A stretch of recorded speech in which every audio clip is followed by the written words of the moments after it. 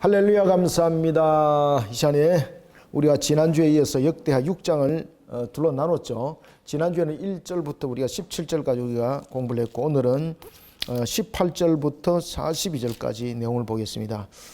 자, 여러분들, 역대하의 기록의 성격은 하나님의 나라에 관한 하나님의 언약의 성취죠. 이 역대하는 역대기는 여러분들 이제 그 이스라엘 사람들이 히브리 성경들을 정경화할 때에 그 성경의 맨 마지막 성경이 무엇입니까? 역대기죠, 그죠? 역대기. 그것이 이제 뭔가 하면은 하나님의 나라에 관한 언약의 성취. 그래서 에스라의 모든 관점들은 하나님의 나라, 그 다음에 언약의 성취. 이 부분들 속에서 총 집결이 되어져 있습니다. 자, 이 속에서 이제 솔로몬의 신앙들을 조금 더 긍정적인 측면에서 그리고 솔로몬의 신앙을 언약적 관점 속에서 다윗과 연결시켜서 기록하고 있는 것은 역대하가 열왕기보다도 더욱더 뚜렷합니다. 그 형태는 더욱더 뚜렷합니다. 그 다음에 오늘 특히 여러분들이 이제 성경에 관심 깊게 봐야 될 것이 있는데, 무엇을 관심 깊게 보셔야 되는가 하면은 이 솔로몬의 기도 속에서 무엇이 있는가 하면은 7가지의 기도가 있습니다. 이것을 이제 우리가 이제 그 7중 청운 기도라 이렇게 말하거든요. 들어본 적 있습니까? 7중 청운 기도? 7중 청운 기도입니다. 이 청원한다는 것은 하나님 앞에 간구하는 것보다도 더 이렇게 그 강력한 부분들이 요소를 담고 청원하는 거잖아, 그죠? 간구와 청원은 좀 다르죠. 청원하는 이 기도 속에 보면은 무엇이 있는가 하면요, 이 속에서 이방인을 향한 기도가 있습니다. 아시겠습니까? 특히 이제 7중 청원 기도 속에 이방인에 관한 기도가 있는데, 이 이방인은 그냥 단순한 이방인이 아닙니다. 이 속에서 이방인들이 신앙으로서의 하나님을 향한 여호와 하나님을 향한 신앙으로 세워진 이방인입니다. 그런 부분들이 좀 특이하게 우리가 등장한다고 이렇게 볼 수가 있습니다. 그래서 이 7중 청원 기도 속에는 크게 우리가 이제 7가지 속에서 큰 분류를 본다면은, 제일 먼저 첫 번째는 그들이 이스라엘 백성들 가운데서 여러 가지 이제 상황적 어려움들이 있지 않습니까? 어려움들이 있다든지, 여러 가지 어려움이 있다든지, 그 다음에는 죄 중에 있을 때에 이들이 회개하여서 하나님께 돌아오게 되면은 이라는 기도가 있고, 그 다음에는 이제 두 번째는 앞에도 이제 말씀드렸던 것처럼 여러 가지 부분에서 이제 이방인에 이제 관한 부분에 대해서도 이제 기도를 하고 있는데, 이 부분들은 특히 이제 신앙으로 하나님을 향한 신앙 속에 세우신 자들을 향해서 기도를 하고 있고, 요 어려운 부분들은 이제 전쟁이라든지 이런 부분들도 다 전부 다 그 포함을 하고 있습니다. 그 다음에 이제 그 이 7중 기도에 보면은 특히 이제 이 부르짖음에 대한 내용들이 또 나타납니다. 사로잡힌 자로서의 다시 돌아오게 되면은 이런 부분들, 이게 이제 여러분 잘 아시는 것처럼 바벨론 포로에 대한 내용들로서 이 부분들은 연결되어집니다. 사로잡힌 자로서의 그들이 사로잡혔을 때에, 그들이 사로잡힌 곳에서 회개 기도를 하였을 때에 하나님께서 이들의 기도를 받아 주옵소서. 이런 이제 큰 테두리 속에 7중 기도가 이루어집니다. 우리가 이제 요한계시록에 보면은 3대 7중 대장 기억나죠? 요한계시록에서 3대 7중 대장은 인회장, 나팔장, 대접장인데, 그 가운데서도 인회장과 나팔장이 성격이 다르죠. 인회장은 이 복음으로서 우리가 이제 부름을 보았던, 부름을 받았던 그런 자들 속에서 이제 일어나는 환란이 있습니다만은, 이것은 강력한 징계의 회초리라기보다는 하나의 이제 복음적 측면에서의 99을 부르는 그 숫자죠. 그래서 우리가 이제 3대 7중 대장에 보면은, 잠깐 그냥 알고 갑시다. 3대 7중 대장에 보면 인회장은 99의 수를 채우는 것이라면은, 나팔장은 남은 하나를 채우는 거죠. 그죠? 그래서 이 숫자가 100이잖아요, 100. 100은 하나님의 구원의 수가 꽉 찼다는 뜻이죠. 그래서 이후에 나타나는 장 뭡니까? 대접장이죠. 그죠? 대접장은 우리가 3대 7중 대장 가운데서 뭡니까? 심판이죠, 심판. 자, 그러면은 여기서 이제 인회장과 나팔장은 그들을, 하나님 택한 백성들을 불러 모으는 측면이고, 특히 이제 인회장은 99이라는 것은 복음 속에서 우리가 이제 큰 그 장이 없이도 돌아올 수 있는 하나님의 구원의 백성이라고 말한다면, 나팔장은 진짜 완악한 자들이죠. 완악한 자들. 강력한 회초를 두드려 맞고 돌아오는 것을 우리가 나팔장이라고 말하죠. 자, 여기에서 이제 사로잡힌 자들의 바로 회개 기도가 무엇과 굉장히 연관이 있겠습니까? 바로 이 나팔장입니다, 나팔장. 나팔장과 굉장히 건접함을 가지고 있는 것을 우리가 볼 수 있습니다. 자, 이러한 우리의 그 내용들, 우리가 그 6장 18절부터 42절까지 이 내용들 속에서 우리가 하나하나 보도록 하겠습니다. 자, 그러면은 여러분들이 가지고 있는 성경 텍스트를 보면서 우리가 전체 안의 내용들을 구성을 보겠습니다. 자, 18절 한번 봅시다. 18절. 하나님이 참으로 사람과 함께 땅에 계시리까 보소서 하늘과 하늘들의 하늘이라도 주를 용납하지 못하겠거든 하물며 내가 건축한 이 성전이오리까. 야, 여러분들, 이 속에서 솔로몬의 굉장한 신앙의 고백이 있습니다. 이 속에 어떤 신앙의 고백이 있을까요? 자, 여기서 하나님에 대해서 이야기를 합니다. 하나님에 대해서 이야기를 할 때에 하나님의 편재설, 편재하신 분, 그죠? 편재한다는 것은 담을 수 없는 거잖아, 그죠? 하나님에 대한 이 편재설을 통해서 다윗이 무엇을 고백을 하는가 하면 하나님 무한성을 고백해요, 무한성. 자, 여러분들, 성전은 이게 유한성을 부분들을 말하고 있는 거죠. 자, 하나님께서 성전에 머문다는 것은 성전이라는 이 유한성 속에 사실은 가둬놓는 거잖아요. 그러면 하나님께서 성전에 임한다는 것은 하나님께서 성전에 임한다는 하나의 그 존재적 측면을 말하고 있는 것도 아니죠. 그 부분들이 하나님께서 성전에 임한다라는 것은 이스라엘을 만나는 측면에서 하나님께서 은혜를 조명해 주는 거죠. 그래서 솔로몬은 이런 신앙이 돼서 초기 신앙들이 분명했습니다. 그래서 하나님은 편재하게 계신다. 편만하게 계신다. 그런 속에 무한성을 말합니다. 그러면서 성전에서 하나님의 그 크신 무한하신 그분이 어떻게 성전에 갈 수 있냐 말입니다. 그죠? 성전에 갈 수 없는 거죠. 따라서 오늘 이 본문의 18절은 하나님의 무한성, 편재성, 이 광경을, 이 부분들을 통해서 하나님의 광대하심을 말하고 있는 거예요. 하나님의 광대하심. 하나님의 광대하심. 하나님의 광대하심. 하나님의 광대하심을 통해서 자신이 지은 성전이 하나님의 그러한 편재 그리고 또한 무한하심, 광대하심에 비해서 이 성전은 어떻다? 너무나도 초라하다는 거예요. 그러나 그럼에도 불구하고 이런 초라함에 있는 곳에 우리가 하나님을 모실 수 있겠느냐 말입니다. 그죠? 그러니까 세상적인 그 어떤 것들로도 가치관으로 따진다면 하나님을 모실 수 있는 곳은 있다 없다? 없습니다. 세상에 어떤 화려한 것들로 만들어도 하나님을 모실 수 있는 곳은 없습니다. 왜 그런가 하면 하나님이 이미 광대하시고 무한하신 분인데 그 성품에 맞추어서 하나님의 성전을 짓는다는 것은 이 온 우주를 다 털어도 그 하나님의 광대하심에 그 자격에 맞는 성전은 만들 수가 없어요, 여러분들. 그래서 솔로몬이 성전에 대해서 고백을 하면서 그 이야기를 딱 하는 겁니다. 그러니까 이때에 솔로몬의 신앙들이 여러분들 얼마나 여러분들 하나님 보시기 아름다웠겠습니까? 그죠? 그러니까 하나님이 적극적인 솔로몬이 혼자 될 수밖에 없었던 거예요. 그러니까 여기서 18절 하나님이 참으로 사람과 함께 땅에 계시리까 이건 무슨 말입니까? 하나님의 무한하심, 편재하심, 무한하심 이걸 말하고 있는 거예요. 그 다음에 하늘과 하늘들의 하늘이라도 주를 용납하지 못하겠거든 이런 것은 하나님의 광대하심 알겠죠? 그죠? 여기 딱 잘라보셔야 됩니다. 이것은 하나님의 광대하심. 그러니까 내가 이런 하늘에도 용납하지 못하는데 내가 건축한 이 성전에 어떻게 하나님께서 모신단 말입니까? 라는 것은 무엇을 말하고 있는 겁니까? 결코 우리가 인간이 만드는 것 속에 하나님이 모실 수 있는 곳은 사실은 없다. 이게 솔로몬의 겸손한 신앙이었습니다. 여러분들도 이와 같은 솔로몬의 겸손한 신앙으로 여러분들의 초심이 세워졌다면 이 초심이 흔들어지지 않아야 됩니다. 아시겠습니까? 네? 눈만 벌떡벌떡 뜨지 말고 잘 들으셔야 됩니다.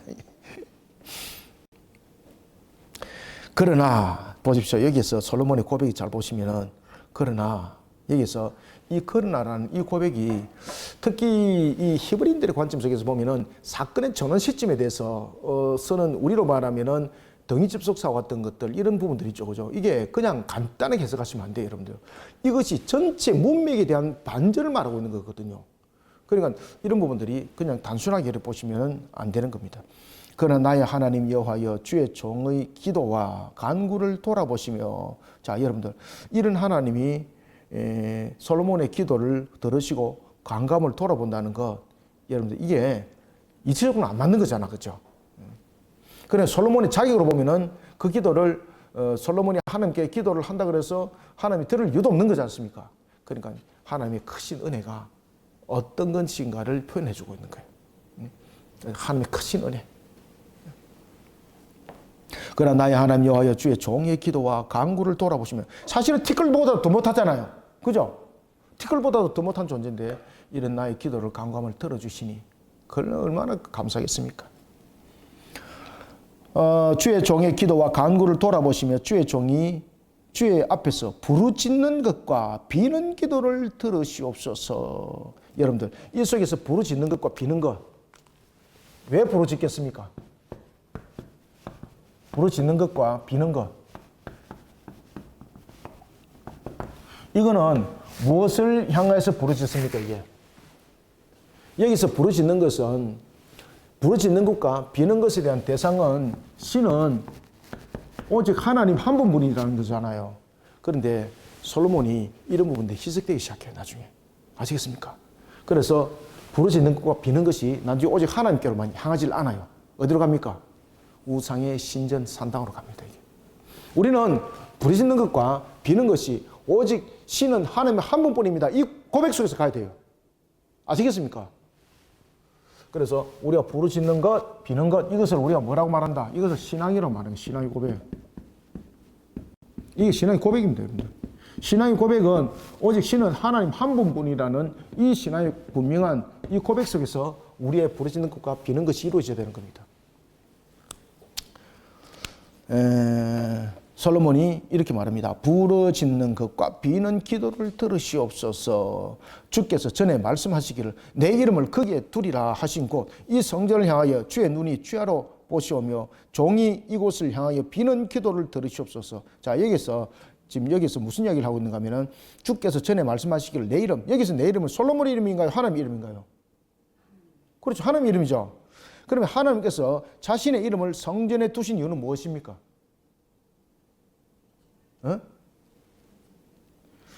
자기 백성들 하여금 성전에서 하나님의 이름을 영원히 부르도록 만들기 위해서. 그러면 결국은 성전에 하나님의 이름을 뒀다는 것은 하나님을 향한 목적이 아니에요. 자신의 백성을 향한 목적이 있는 거예요. 아시겠습니까? 이조차도 하나님께서 백성을 향한 배려, 은혜 베푸심 이런 부분들이 이 속에 다 나타나는 거죠. 그래서 이 속에서 보면은 하나님께서 자신의 이름을 성전에 두신 이유는 무엇입니까? 백성들 하여금 성전에서 그렇죠. 하나님의 이름을 영원토록 영영히 부르도록 하기 위해서. 그러니까 하나님의 이름을 성전에 둔 이유는 하나님께서 이 성전에 거하신다는 것이 아니잖아요. 우리가 하나님의 편재와 무한하심이라는 걸 통해서 그 다음에 광대하심을 통해서 그 초라한 성전에 하나님께서 거할 수 없는 거잖아요. 그러나 그럼에도 불구하고 하나님께서 그곳에 이름을 뒀다는 거예요. 이름을 뒀다는 것은 하나님께서 그냥 이름 석자만 둔 것이 아니라 하나님의 임재하심이고 아니 계시는 곳이 없는 하나님께서 그의 백성을 부르는 측면에서 성전이에요. 그래서 성전은 건물의 기능이 아니에요. 이해되고 있습니까? 그래서 성전은 화려하면은 광대하면은 하나님이 임재하시고 초라하면은 하나님이 안 계시는 곳이 아니에요. 성전은 하나님의 목적을 가지고 있는 거죠. 어떤 목적인가 하면요. 자기 백성이 하나님께로 나오도록 길을 열어주는 기능이에요. 교회도 마찬가지겠죠. 그래서 성전에 대한 기능을 정확하게 알았던 솔로몬이 왜 이런 엉뚱한 짓을 했을까? 좀 답답하잖아, 그죠? 그래서 우리가 새 속에 물든다는 것은요, 아주 미세한 한 틈이 그냥 갈라지는 눈에도 보이지 않는 그 미세한 틈이 결국 우리를 무너뜨려 버려요, 여러분들. 그 가장 대표적인 왕이 누굽니까? 솔로몬이에요, 솔로몬. 그래서 솔로몬의 전도서가 말기다, 후기다 이런 논란들이 여전히 지금도 있죠, 그죠? 그러나 참 전도서를 읽어보면은 솔로몬의 신앙의 고백들은 분명한 것을 우리가 볼 수가 있어요. 그래서 솔로몬이 질문을 제가 그런 질문을 종종 들었습니다. 제가 이제 그 가르치다 보니까 솔로몬은 또 사람들의 관심은 천국 지옥에 관심이 많은 것 같아요. 가룟 유다는 천국 갔습니까? 지옥 갔습니까? 막 틀림없이 또 물어보고. 그 다음에 또 뭐 사울은 천국 갔습니까? 지옥 갔습니까? 틀림없이 물어보고. 그 다음에 또 솔로몬을 물어봐요. 틀림없이. 왜 그런가 하면 이제 솔로몬의 그 행위로 인해서 나라가 BC 930년에 나라가 둘로 갈라졌잖아요. 그죠? 하나님 심판이잖아요. 강력한 심판. 그러면 솔로몬은 천국 갔을까? 지옥 갔을까? 또 묻잖아요. 그럼 여러분은 어떻게 대답하십니까? 내가 하나님 아니잖아요. 성경에서 그들이 천국 갔다 지옥 갔다 말하는 사실 없잖아요. 저는 모르잖아요. 그런데 우리가 성경을 통해서 우리가 알 수가 있죠. 그죠? 특히 이제 사울 같은 경우는 하나님께서 거두가 심히 하나님께서 노하셔서 그를 심판하심이죠. 그래서 천국에서 찾을 일이 없습니다. 근데 솔로몬 사건은 달라요. 솔로몬 사건은 달라요. 하나님께서 너희 아버지 다윗이 아니었다면 내가 너를 한순간에 내가 너를 치밀했을 것이다. 나를 둘러 갈랐을 것이다. 네 손에서 나를 뺏을 것이다. 이렇게 말씀을 하셨지만은 그럼에도 불구하고 하나님께서 그 아들들을 통해서 언약을 이어가잖아요. 계보를 이어가고 그다음에 그 뒤에 이제 우리가 이제 잘 아시는 것처럼 아가스는 초기 작품이거든요. 아가스는 그건 뭐 분명해요. 그거는 아가스는 초기 작품이지만은 우리가 전도서 같은 경우는 후기의 작품이라고도 볼 확률이 굉장히 높아요. 왜 그러냐면 그 속에 인생에 대한 헛됨을 그가 고백을 하고 있는 것이거든요. 그래서 솔로몬을 뭐 천국과 지옥의 관념 속에서 본다면은 뭐 천국에서 우리는 솔로몬을 만나지 않겠는가 이렇게 봅니다. 이 가지고 논란하지 마세요. 이런 질문 하지 마세요. 이런 질문 하지 마시고 여러분들이 속기 천국 가시면은 바로 천국 가시면은 바로 확인할 수 있습니다. 그러니까 그 문제를 빨리 해결하시려면 여러분 빨리 천국 가시면 됩니다. 빨리 천국 가시면 그럼 현장에서 뭐 바로 막 확인할 수 있습니다. 자 봅시다. 그래서 여기 속에서 우리가 이제 솔로몬의 참 이 기도를 우리가 들으면서 마음이 짠해지기도 합니다. 20절 다시 봅시다. 주께서 전에 말씀하시기를 내 이름을 거기에 두리라 하신 곳 이 성전을 향하여 주의 눈이 주야로 보시오며 종이 이곳을 향하여 비는 기도를 들으시옵소서. 계속해서 비는 기도잖아요. 그죠? 비는 기도. 우리는 누구를 위해서 이러면 우리는 무엇을 향해서 기도합니까? 비는 기도라는 것은 굉장히 그 갈급함 이런 부분들 이 속에 있는 것이죠. 21절 주의 종과 주의 백성 이스라엘이 이곳을 향하여 기도할 때에 자 여기 이제 그 굉장히 중요한 고백입니다. 이곳을 향하여 기도할 때 이제 7중 청원 기도가 계속해서 이 부분들입니다. 이곳을 향해 기도할 때에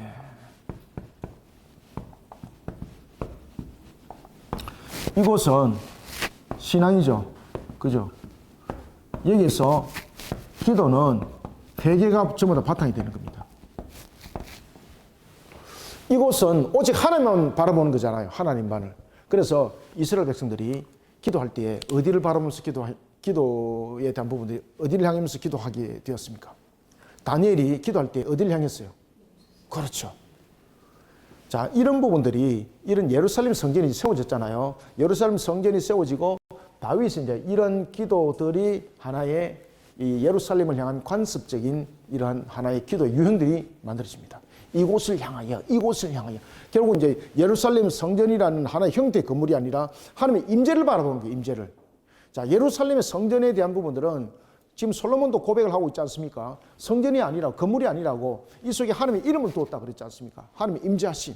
그래서 여기에서 이곳을 향한다는 것은 하나님의 임재하심, 살아계신 하나님이 우리를 이끄시고 인도하신다는 그 확신에 대한 그런 신앙들을 가지고 기도하는 것이죠.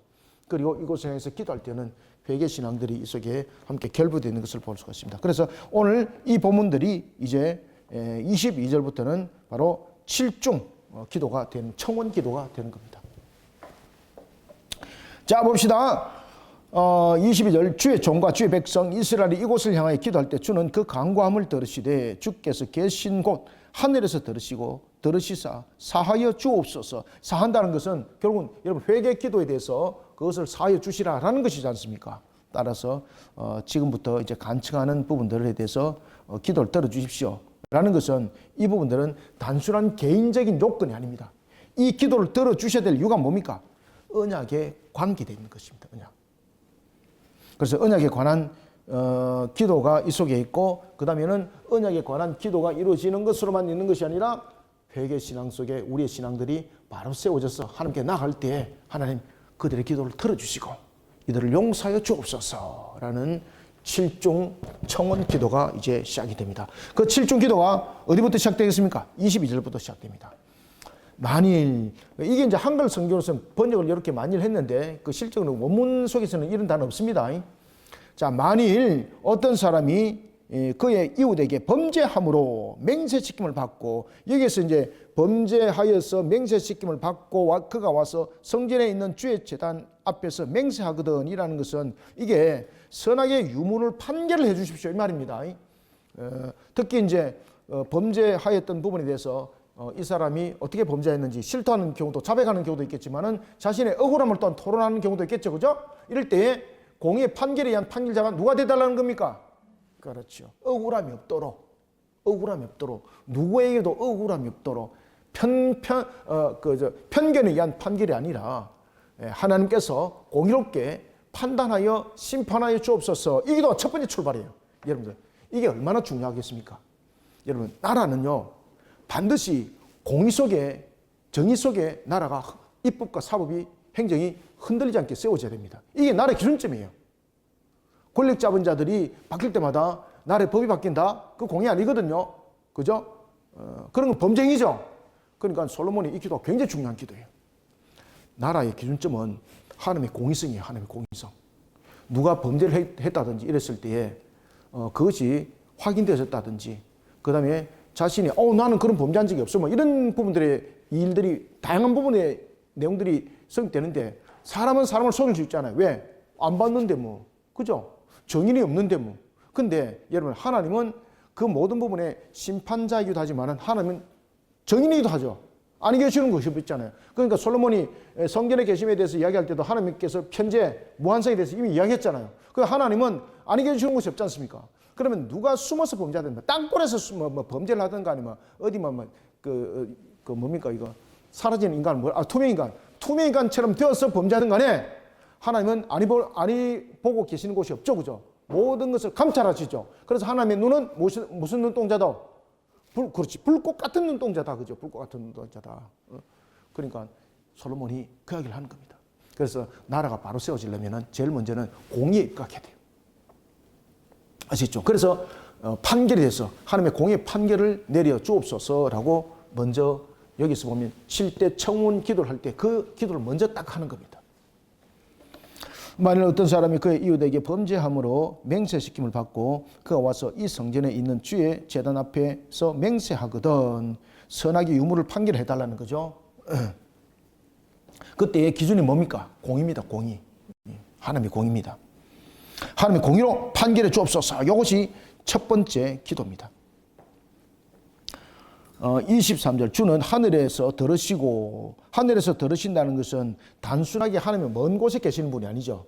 지금 여기서 하늘에 계신다는 것은 지금 무슨 이야기를 하는가 하면은 하나님이 아니 계시는 곳이 없지만은 하나님은 아니 계시는 곳이 없지만은 높고 높이 계시는 분이라는 거죠. 그래서 쉽게 말하면은 높고 높이 계시는 그분이 우리를 찾아오셔서 이 부분들을 판결해 주옵소서라는 것이죠. 그러니까 왕이 지금 여기서 하나님께서 판결한 주로서만 계시는 것이 아니라 높이 계시는 분, 이를 통해서 하나님에 대한 어떤 고백이 있을까요? 왕에 대한 고백이 있습니다. 이 부분들은 아버지 다윗에게 나타났죠. 아버지 다윗이 하나님으로부터 큰 기쁨이 그 속에서 일어났던 것은 바로 하나님이 왕이란 부분들이죠. 내가 백성인데 어찌 내가 왕궁에 거하고 왕이신 하나님이 어찌 천막에 거합니까? 그래서 성전을 짓고자 했죠. 자, 여기서 본문에 나타나고 있는 이 솔로몬의 고백도 마찬가지입니다. 주는 하늘에 들으시고 하늘에 계시는 존재, 그 높이 계시는 존재로만 말씀을 주고 있는 것이 아니죠. 멀리 계시는 분이 아니죠. 여기서 하늘의 존재라는 것은 정말로 창조주로서의 하나님, 모든 것을 다스리시는 분으로서 하나님, 그런가 하면은 또한 재판장뿐만 아니라 왕이신 하나님, 이 부분들에 대한 고백이에요. 주는 하늘에서 들으시고 행하시되, 그래서 솔로몬이 판결했던 것처럼 고대 사회 속에서는 보면은 그 판결은 누가 판결해요? 왕이 판결하지 않습니까? 그죠? 그래서 여기서 하나님은 왕으로서의 그 모습들이 또한 전개되어 주고 있습니다. 만일 어떤 사람이 그의 이웃에게 범죄함으로 맹세시킴을 받고 그가 와서 이 성전에 있는 주의 제단 앞에서 맹세하거든 주는 하늘에서 들으시고, 그렇죠. 멀리 계신 분이 아니라 우리 삶 속에서 직접 찾아오셔서 이 모든 것을 또한 다스려 주옵소서. 무엇으로? 왕으로서 다스려 주옵소서. 주는 하늘에서 들으시고 행하시되 주의 종들을 심판하사 악한 자의 죄를 정하여 그의 행위대로 그의 머리에 돌리시고 공의로운 자를 의롭다 하사 그 의로운 대로 갚으시옵소서. 율법이 가지는 그런 정죄, 그 은혜 두 날개를 지금 조명하고 있죠. 행위대로 머리에 돌리고 의대로 갚으시고 이것이 뭡니까? 이것이 두 가지 부분들입니다. 정죄와 은혜입니다. 우리가 공의롭게 모든 것을 판결했을 때에 죄는 정죄지만은 선한 일을 했을 때는 또한 그것을 갚아주는 게 있어야 되는 거잖아요. 그래서 이 부분들을 두 가지 기둥으로 설명하고 있습니다. 이와 같이 이제 은혜와 공의의 두 날개로 자신들을 다스려 달라는 겁니다. 누가? 하나님이. 하나님께서 그렇게 바르게 모든 것을 이끌어갈 수 있도록 도와주시오라는 겁니다. 이 속에 사실은 솔로몬이 자신이 판단하고 있고 자신이 심판했지 않습니까? 자신이 판결자였거든요. 그런데 이 속에서 지금 이야기를 하고 있는 것은 자신이 비록 판결을 하지만은 하나님께서 이 모든 판결들 부분에서 자신이 어떤 편견을 가지고 또한 판결을 하는 자가 되지 않도록 지금 신앙 속에서 고백을 하는 거죠. 그래서 율법이 가진 정죄와 그런 은혜의 두 날개, 우리로 하여금 하나님께 바르게 세워지도록 이 두 날개가, 두 기둥이 가동되어지게 하여 주옵소서 이 말이에요. 우리가 하나님께 바로 설 수 있도록 목이 지금 갑자기 잠깐만요. 물 한 잔 먹고 시작합시다.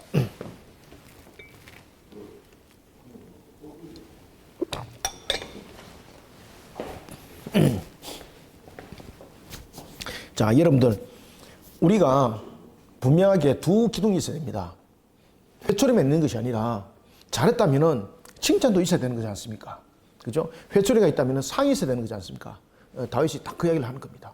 그래서 우리가 회초리가 있다면은 상급도 있게 하여 주옵소서라는 것입니다. 그래서 그의 행위대로 머리에 돌리고, 그 다음에는 의롭다 하는 자는 의로운 대로 갚으시옵소서. 그죠? 그래서 나라를 우리가 바르게 집행해 나가는 측면에서는 항상 두 기둥이 있어야 되는 겁니다. 24절 만일 여기 첫 번째고, 이것이 7중 청원 기도 가운데서 첫 번째 기도입니다. 이제 두 번째 기도가 24절부터 25절입니다.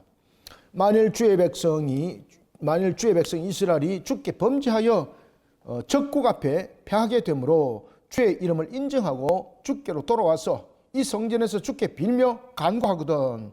이게 이제 회개함이죠. 우리가 고대 사회 속에서 전쟁은 다양성의 성격을 가지고 있는데, 그중에서 이제 가장 대표적인 것이 신이 앞서서 싸운다 이렇게 보지 않습니까?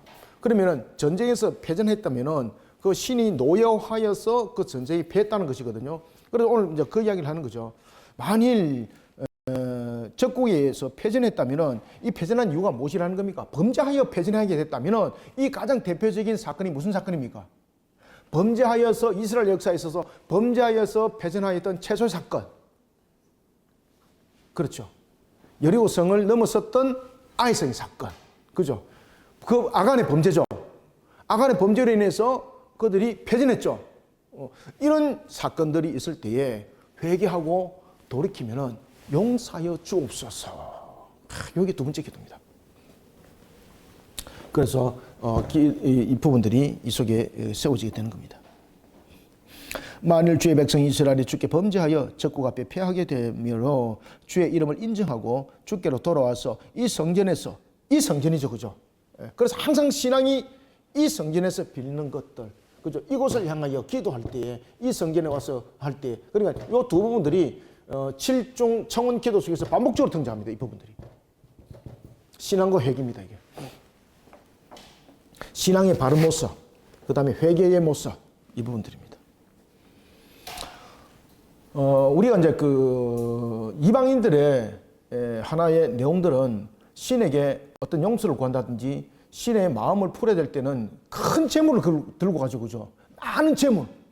그 다음에 그걸 더욱더 즐겁게 하기 위해서 인신제사 이런 것들을 드리죠. 근데 지금 솔로몬이 하나님께 나아갈 때에 신앙 속에서 바로 세워나가는 데에 이 속에서는 물질관이 없죠.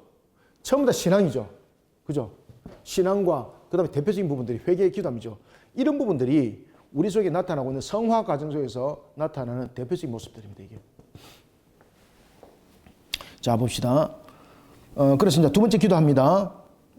두 번째 기도. 만일 주의 백성이 이스라엘이 주께 범죄하여 적국 앞에 패하게 되므로 주의 이름을 인정하고 주께로 돌아와서 이 성전에 주께 빌며 간구하거든 주는 하늘에서 들으시고, 어디에서 들으시고요? 하늘에서 들으시고, 높고 높이 계시는 그분께서, 왕이신 그분께서 들으시고 주의 백성 이스라엘의 죄를 사하시고 그들과 그들의 조상들에게 주신 땅으로 돌아오게 하옵소서. 자, 그 다음에 세 번째 기도입니다. 여러분들 그 성경책에다 기록해 놓으세요. 여기 보면은 이렇게 딱 쳐놓으세요. 7중 청운 기도. 좀 유식하지 않습니까? 그죠? 단어는 만들어내면 되는 거거든요. 7중 청운 기도 이렇게 유식하게 써놔놓고 옆에다가 동그라미 1, 2, 3 이렇게 해놔놓으면은 나중에 여러분들이 성경 공부 가르칠 때도 유익하고 설교할 때도 굉장히 유익합니다. 이거. 자, 세 번째 기도는 무엇인가 하면요. 26절. 만일 그들이 주께 범죄함으로, 와, 여러분들 주께 범죄하면은 이 끝나는 거잖아요. 그죠? 만일 그들이 주께 범죄함으로 말미암아 하늘이 닫히고, 그래서 특히 이제 그 이스라엘 역사 속에서 이 사건들이 전부 다 결부되어 있는 겁니다. 나중에 이 내용대로 그대로 사건 다 일어납니다. 아시겠습니까? 자, 하나님, 이스라엘이 하나님께 범죄하여서 하나님께서 하늘을 닫게 한 사건이 있죠. 그 가장 대표적인 사건이 어디에 있습니까? 북이스라엘 엘리야 있을 때, 그죠? 7년의 기근, 하늘 문을 하나님께서 닫아버렸잖아요. 그죠? 그래서 이제 아합이 물 얻으려고 온갖 곳에 돌아다니다가 나중에 이제 그 여러분 잘 아시는 그 엘리야가 짠 나타나지 않습니까? 그러니까 엘리야를 죽이려고 그럴 때 좋다. 그러면은 어떤 하나님이 누가 참신인지 우리 대결하자. 그래서 여러분들이 너무나도 잘 알고 있는 무슨 전투? 갈멜산의 전투. 그죠? 갈멜산에서 바알신들과 400명과 함께 대결을 가지는 구도. 그런 일들. 자, 이런 일들이 있었죠. 그죠? 그래서 지금 이게 7중 청운기도 속에 있는 것들이 나중에 역사 속에 전부 다 나타납니다. 이게. 20절. 만일 그들이 주께 범죄함으로 말미암아 하늘이 닫히고 비가 내리지 않는 주의 벌을 받을 때에 이곳을 향하여 빌며 주의 이름을 인정하고 그들의 죄에서 떠나거든. 전부 다 회개죠. 그죠? 바른 신앙성이 세워지는 조건입니다. 전부 다. 27절. 주께서는 하늘에서 들으사 주의 종들과 주의 백성 이스라엘의 죄를 사하시고 그 마땅히 행한 선한 길을 가르쳐 주시오며 주의 백성에게 기업으로 주신 주의 땅에 피를 내려시옵소서. 여러분들. 그래서 이게 회개 신앙이 얼만큼 중요한가를 이 7중 청원 기도를 통해서 솔로몬이 증가하고 있습니다. 이렇게 했으면 차이가 이렇게 돼야 되지. 그죠?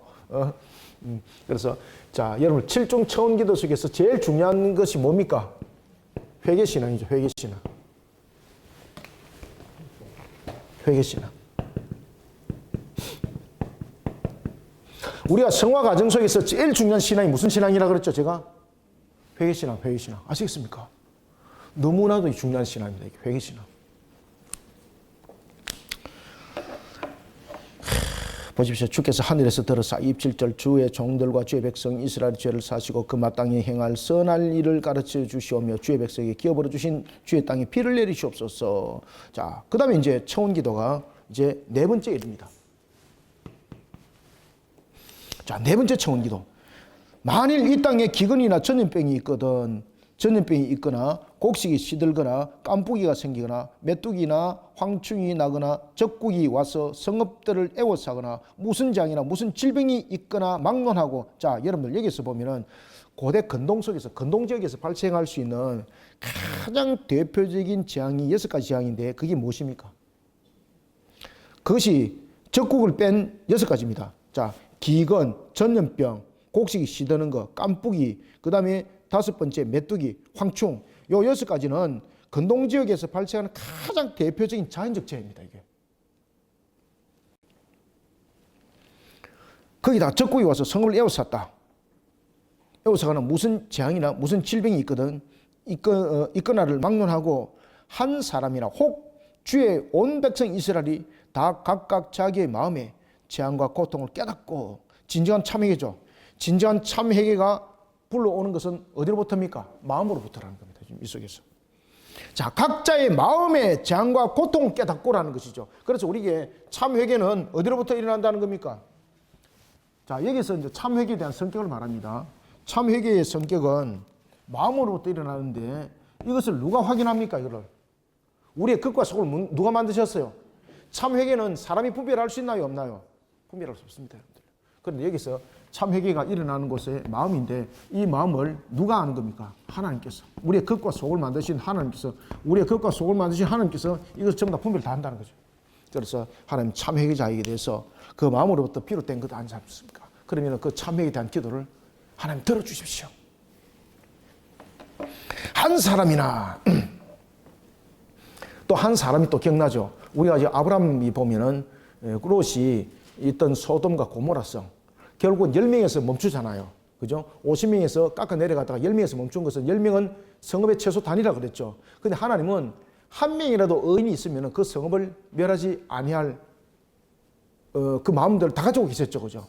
우리가 로마서도 보면은 의인은 몇 명이라 그랬습니까? 그렇죠. 한 명도 없다고 그랬습니다. 한 명도 없다고 그랬습니다. 그래서 이 참회개는 우리의 어떤 지성으로 일어나는 것이 아닙니다. 결국은 참회개는 하나님의 은혜 속에서 우리에게 그 세워짐인데 결국은 우리의 참회개는 우리의 어떤 의지 속에서 발현되는 것이 아니라 하나님의 전적인 은혜 속에서 이루어지는 그러한 내용들. 그래서 이 부분들은 우리가 또 하나는 밝혀볼 수 있는 것은 진정한 참회개 속에서 우리의 참된 중보자가 나타날 예수 그리스도를 또한 보게 하는 거죠.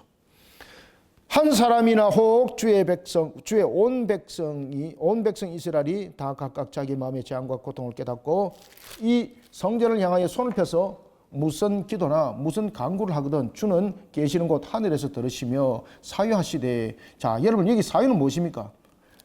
주는 계시는 곳 하늘에서 들으시며 사유하시되 각 사람의 마음을 아시오니. 여기서 이제 사유하신 것은 용서하심이죠. 그죠? 용서하심이고 각 사람의 마음을 아신다는 것은 어떻게 압니까? 각 사람의 마음을. 각 사람의 마음을 어떻게 알아요? 하나님께서. 전지성으로 아는 거죠. 전지성.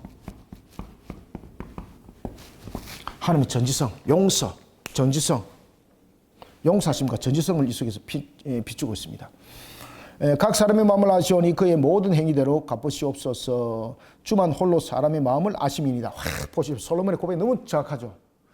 주만 사람 마음을 알 수 있다는 거죠. 사람은 이렇게 속이고 저렇게 속이는데 모른다는 거죠. 그래서 겉과 속을 만드신 하나님, 겉과 속을 만드신 하나님에 대한 고백이에요. 31절 그리하시면 그들이 주께서 우리 조상에게 주신 땅에서 사는 동안에 항상 주를 경외하며 주의 길로 걸어가리다. 여기서 이제 주의 길을 걸어가는 것은 결국은 우리가 어려운 길을 걸어가는 건데 이것이 신앙으로 바로 세우지 않고는 어려운 길을 우리가 갈 수 없는 겁니다.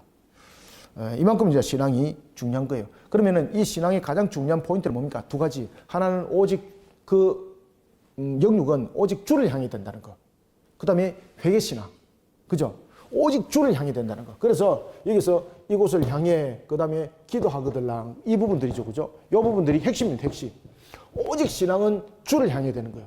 그 다음에 우리의 신앙들 속에서는 항상 회개 기도가 항상 중요하다는 거죠. 항상 주를 향하고 회개 기도 이 부분들이 전부 다 7번까지 계속해서 반복돼요. 이게.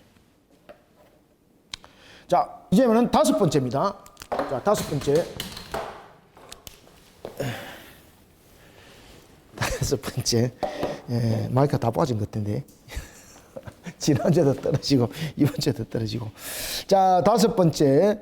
주의 백성 이스라엘에 속하지 않은 이방인에게 대하여도 그들이 주의 큰 이름과 능한 손과 펴신 팔을 위하여 먼 지방에서 와서 이 성전을 향하여 기도하거든. 자, 이 성전이죠. 그죠? 오직 주를 향하는 거죠. 자, 이거는 무엇인가 하면요. 이방인들이 자신들의 우상들을 버리고 돌아섰을 때입니다. 자, 여러분들 룻께도 이런 부분들이 있죠. 모압 여인이었습니다. 바로 누굽니까? 룻이죠. 룻이 모압 지방에 있는 그 신을 버리고 여호와 하나님을 섬기면서 그가 돌이키잖아요. 그런 그를 하나님께서는 어떻게 합니까? 받아들이지 않습니까? 이런 것들 역사 속에 처음 다 있습니다. 자, 이 속에서 우리가 이제 또 하나 알 것은 하나님에 대한 이 예배가 이미 구약시대에 혈통적인 유대인의 범주 속에 한정되어 있다는 것을 말하고 있지 않아요. 지금 특히 이제 그 역대기를 기록하고 있는 에스라가 포로기를 통해서도 그 내용들을 적을 때도 보면은 여러분 잘 아시는 느디딤 사람들이라든지 그 다음에는 솔로몬 때 또는 다윗 때에 그들이 전쟁 포로로 있던 그 노예 수종되는 자들이 있지 않습니까? 성전에서 수종되는 자들 그들이 성전에서 돌아온 숫자가 일반 사람들보다 숫자가 더 많았잖아, 그죠? 이런 것들을 봤을 때에 지금 역대기 속에서 에스라가 강조하고 있는 것은 무엇입니까? 혈통이 아니라는 겁니다. 하나님 나라를 세워나가는 것은 결국은 무엇입니까? 신앙의 관점을 계속해서 반복적으로 이야기를 해요. 지금 이 속에서 중요한 것은 혈통이 아니에요, 여러분들.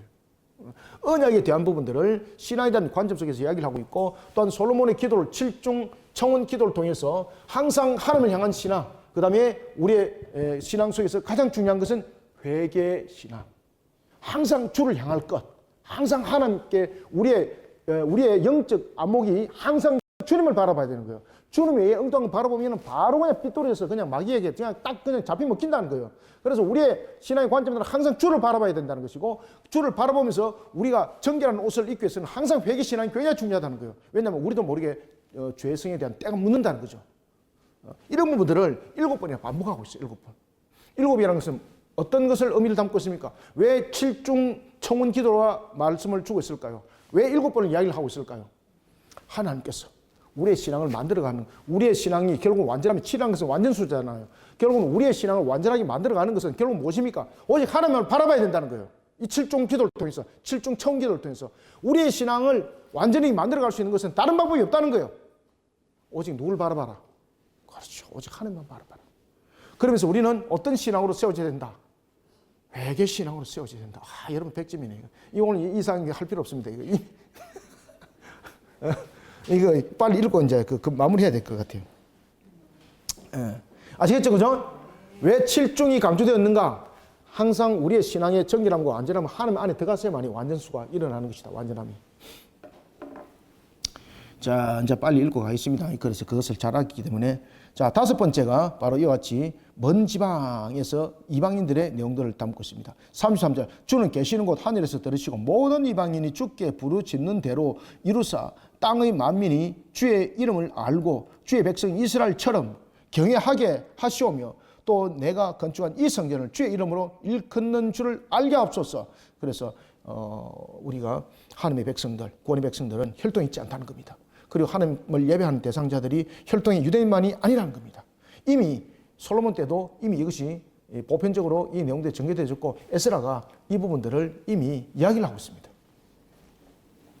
자, 그 다음에 이제 6번째 기도입니다. 6번째 청원 기도. 자, 6번째 청원 기도가 34절부터 35절입니다. 주의 백성이 그 적국과 더불어 싸우고자 하여 주께서 보내신 길로 나갈 때에 그들이 주께서 택하신 이 성과 내가 주의 이름을 위하여 건축한 성전 있는 쪽을 향하여 주께 기도하거든. 이게 뭡니까? 하나님의 백성이 하나님을 위한 전쟁을 행하다가 이 부분에서 이제 문제가 생길 때입니다. 그래서 주의 백성이 적국과 더불어 싸우고자 하여 주께서 보내신 길입니다. 보내신 길로 나갈 때에 그들이 주께서 택하신 이 성과 내가 주의 이름을 위하여 건축한 성전 있는 쪽을 향하여 주께 기도하거든. 그러니까 여러 가지 부분에서 이제 그 하는 백성이 전쟁을 나갔다가 이게 전쟁에 굉장히 어려움을 당했을 때에 아시겠습니까? 하나님의 전쟁이잖아요. 자신이 어떤 사심을 통해서 일어난 전쟁이 아니지 않습니까? 그럴 때에 이들을 도와주십시오. 주는 35절 주는 하늘에서 그들의 기도와 간구를 들으시고 그들의 일을 돌보시옵소서. 아시겠죠? 그죠? 도와주십시오. 하나님. 그 다음에는 7번째입니다. 이게 이제 포로된 자입니다.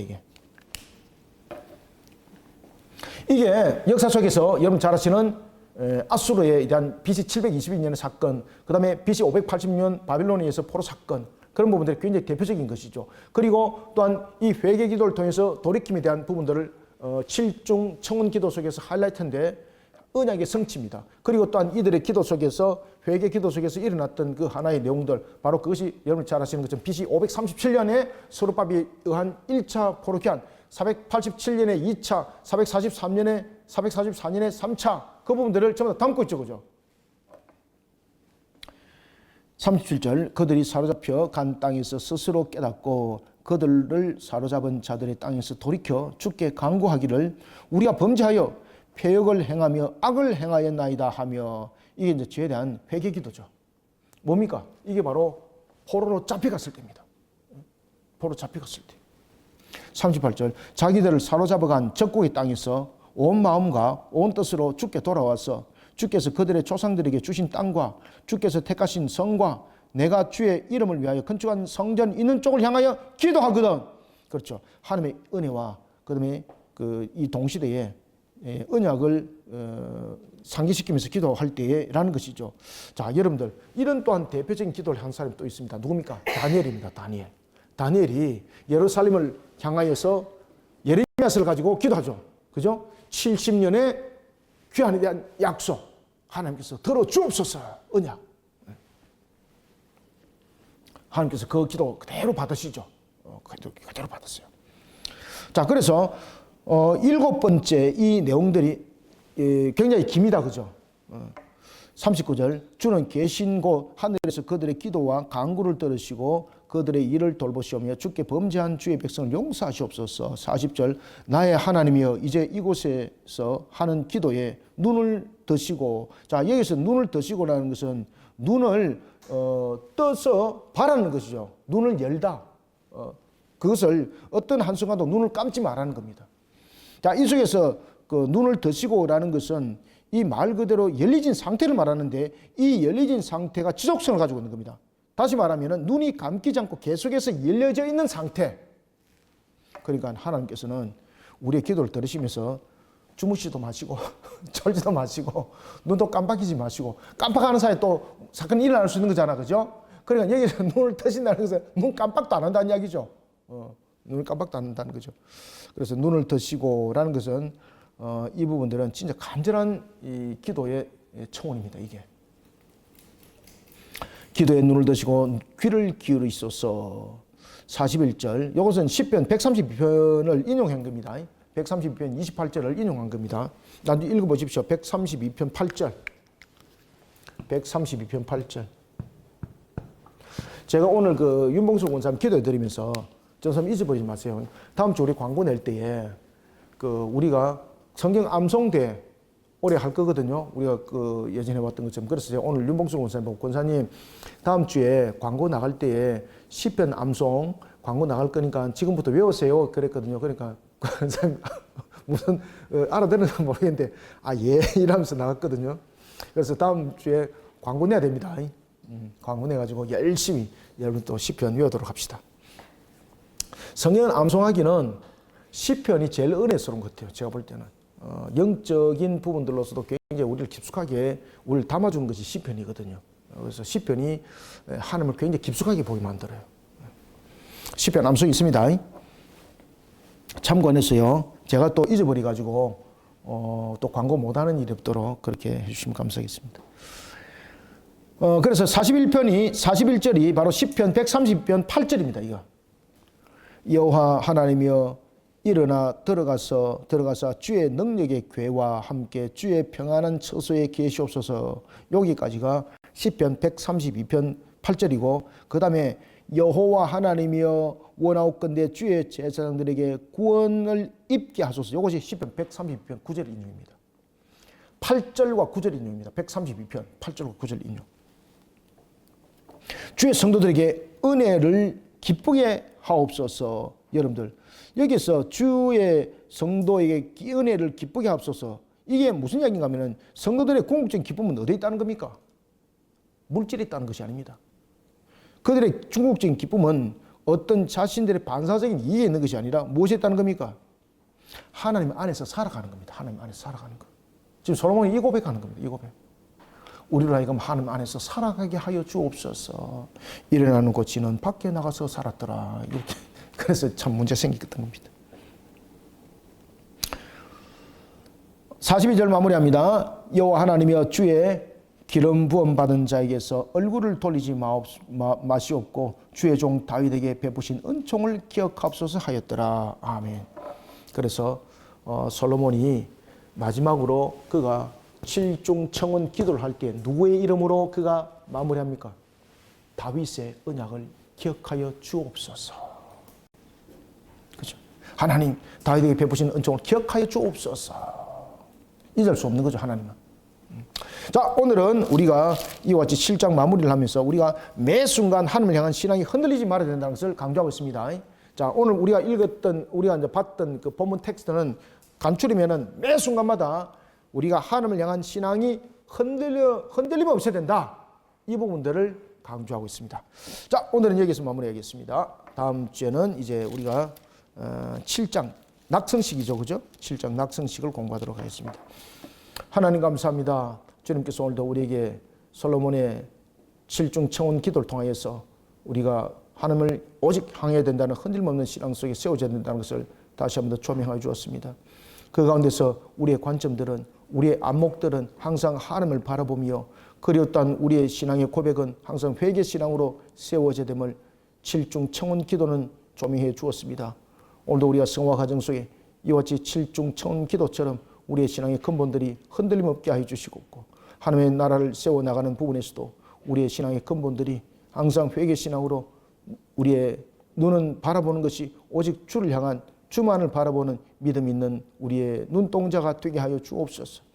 이런 과정 속에 달려가는 우리 성도들, 우리 사역자들 주님께서 오늘도 기억하여 주시고, 하나님께서 우리를 지켜보실 때 늘 불꽃 같은 눈동자가 되기를 원합니다.